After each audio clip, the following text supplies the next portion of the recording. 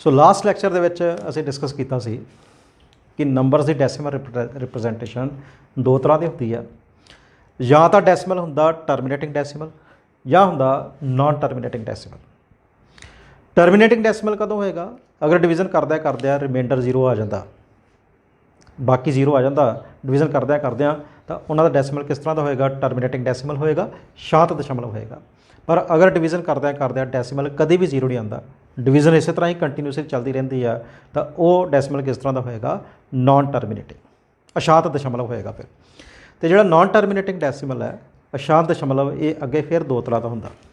एक तो होंदा नॉन टर्मिनेटिंग रिपीटिंग डैसीमल, जिसनों पंजाबी दे विच कहंदे आ अशांत दोहराउंदा दशमलव, जिहदे विच डैसीमल तो नॉन रिपीटिंग होएगा, अशांत दशमलव होएगा, पर उहदे विच एक डिजिट जिहड़ा है या एक तो ज़्यादा डिजिट्स बार बार रिपीट होणगे, उही सैट जिहड़ा है, उही डिजिट्स का जिहड़ा सैट है बार बार रिपीट होंदा रहेगा, उन्होंने असीं कहंदे आ अशांत दोहराउंदा दशमलव, नॉन टर्मिनेटिंग रिपीटिंग डैसीमल।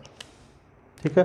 पर अगर कोई भी डिजिट रिपीट नहीं हो रहा, कोई भी डिजिट दोहराउंदा नहीं पिया, तो उन्हों का दशमलव होएगा अशांत ना दोहराउंदा, नॉन टर्मिनेटिंग नॉन रिपीटिंग।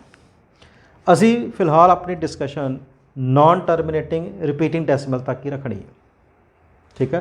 तो अज आप क्वेश्चन करते हैं कोई जिहदे विच सानूं ये पूछा गया, write the following in decimal form. हेठ लिखिया नूं दशमलव रूप में लिखो, इन्हों डैसीमल फॉर्म लिखनी आ, and say what kind of decimal each has, अते दसो कि इन्हां दा दशमलव पसार किस तरह का है। ठीक है। तो एक तो जो सानू नंबर्स दिते होणगे उन्हां दी डैसीमल फॉर्म लिखनी, तो फिर ये दसना कि उन्हां दा डैसीमल जी डैसीमल फॉर्म है किस तरह की है, टर्मिनेटिंग डैसीमल है या नॉन टर्मिनेटिंग रिपीटिंग डैसीमल है। ठीक है। तो क्वेश्चन करके देखते हैं कोई। पहला आप बिल्कुल सिंपल क्वेश्चन तो स्टार्ट करते हैं।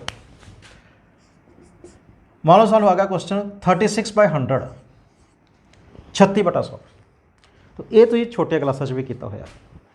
तो ये लिए एक बेसिक जी गल याद रखनी, बड़ी इंपॉर्टेंट गल है कि जिन्हों के डिनोमीनेटर के 10 आ गया, 100 आ गया, 1000 आ गया, 10,000 आ गया, 1 लाख आ गया, वो डैसीमल हमेशा किस तरह का होएगा?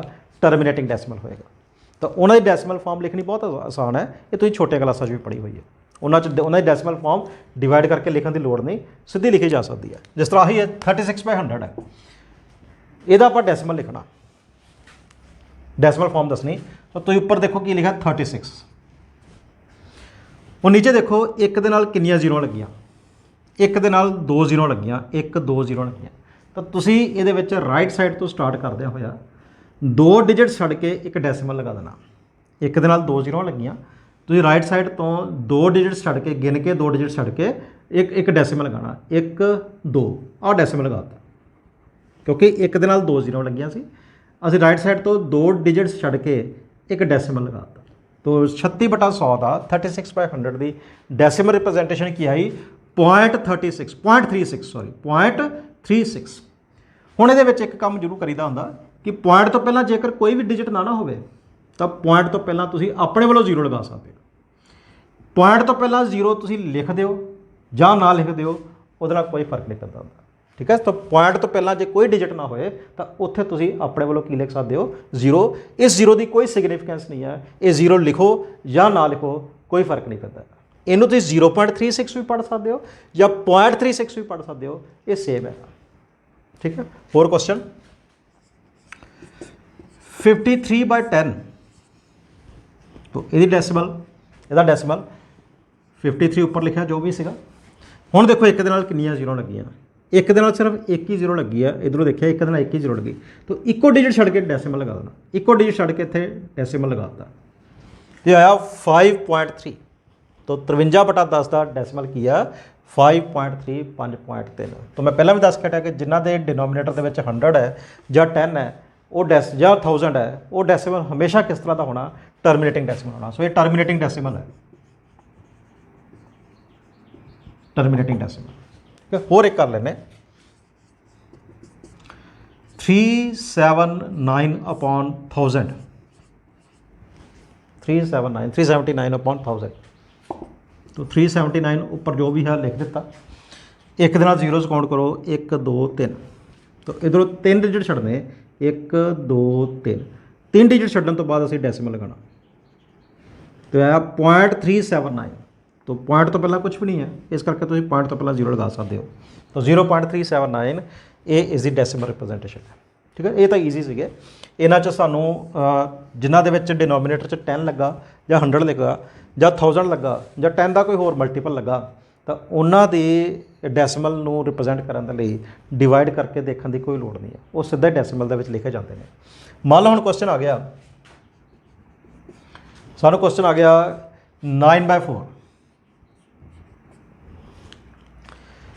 सानू क्या गया कि 9/4 नू डेसिमल दे विच लिखो, तो ये दसो कि इसका डेसिमल टर्मिनेटिंग है या नॉन टर्मिनेटिंग है।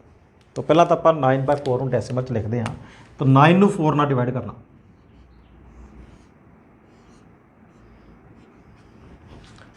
सो 9 नू 4 नाल डिवाइड करना, उपर वाली जो लिखी है उन्होंने अंदर रखना, नीचे वाली नू बाहर रखना। तो 4 का टेबल पढ़ना, 4 का टेबल पढ़ते हैं, 4 दूनी 8, 9 च 8 घटा के कितना बचया, 1 बचया।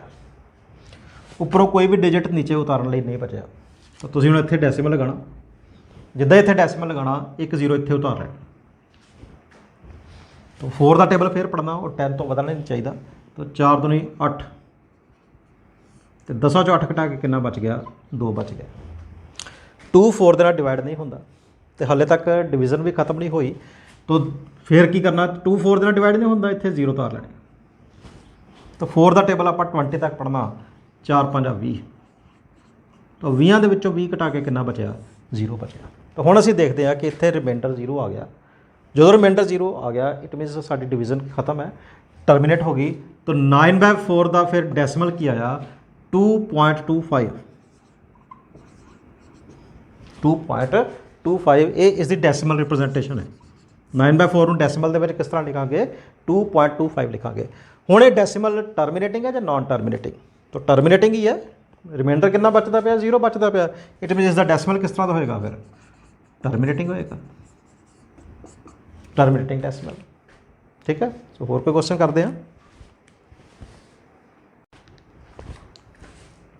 सो नेक्स्ट करते हैं 29/8, 29/8। देखना कि इसका डेसिमल की है, डेसिमल फॉर्म की है, तो इसका डेसिमल टर्मिनेटिंग है या नॉन टर्मिनेटिंग है। सो 29 नू 8 नाल डिवाइड करना, तो 8 का टेबल आप पढ़ांगे। 8 के टेबल के इस तरह पढ़ना कि 29 तो वधे ना, तो 8 × 24, 9 च 4 घटाए 5, 2 च 2 घटा के कितना बच गया, 0।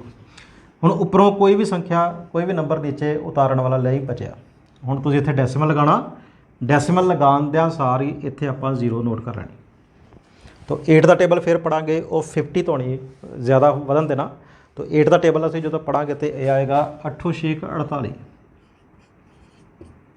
तो 50 के विचों 48 सबट्रैक्ट करके इत्थे बच गया 2।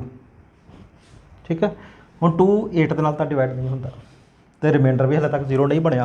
तो डेसिमल आप एक बार नोट कर चुके हैं, हुण असीं 0 फिर लोड़ अनुसार इत्थे उतार लैना। तो 8 का टेबल 20 तो नहीं वधन देना, 8 दूनी 16, तो 20 चों 16 घटा के बच गया 4। फिर 4 8 दे नाल नहीं डिवाइड होंदा, रिमाइंडर भी असीं देख रहे हैं कि हले तक 0 नहीं आया, डिवीजन खत्म नहीं होंदी पई। चलो फिर अगे ट्राई करके देखते हैं, 0 उतार लेने। तो 8 का टेबल 40 तो नहीं वधन देना, तो असीं 8 के टेबल के देखते हैं कि 8 5 40 होंगे, तो 40 के विचों 40 माइनस करके कितना बच गया, 0। जो रिमाइंडर 0 आ गया, इट मीनस डिवीजन टर्मिनेट हो गई। तो 29/8 द डेसिमल की आया 3.625, 3.625।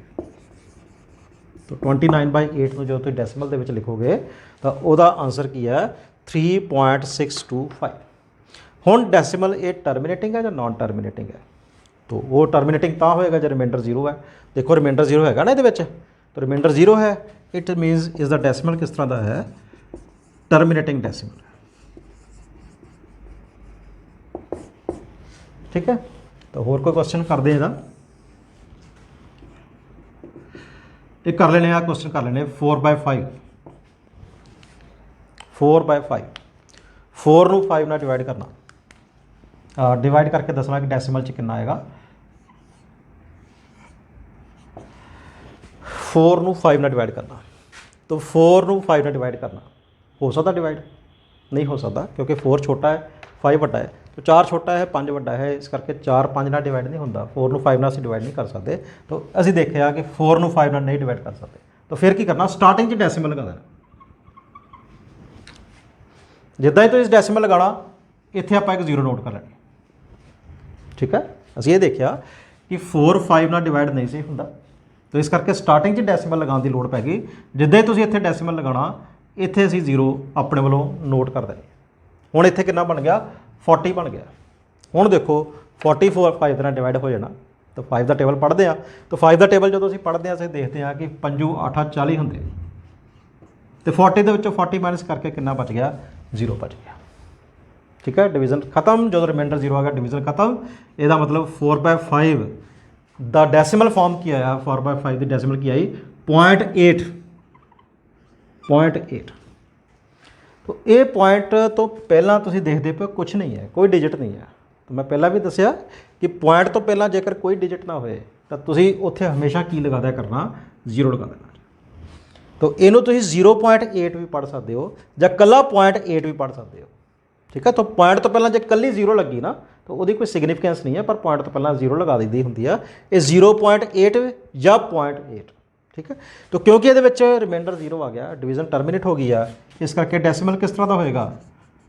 टर्मीनेटिंग डेसिमल होएगा, ठीक है। सो होर कोई क्वेश्चन करते हैं आप?